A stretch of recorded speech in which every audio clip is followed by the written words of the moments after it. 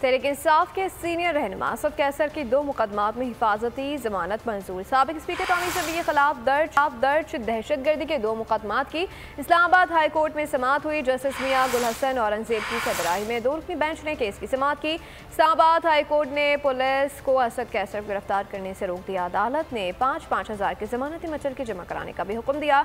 इस्लामाबाद थाना संगजानी के मुकदमे में असद कैसर की पूरी जमानत मंजूर कर ली गई।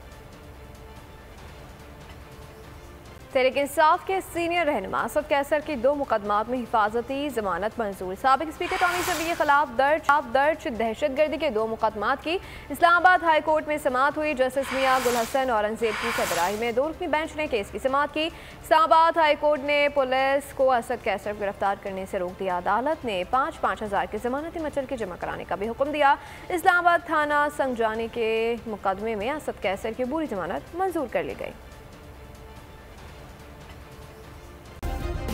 सब्सक्राइब करें और बेल दबाएं ताकि कोई खबर रह न जाए।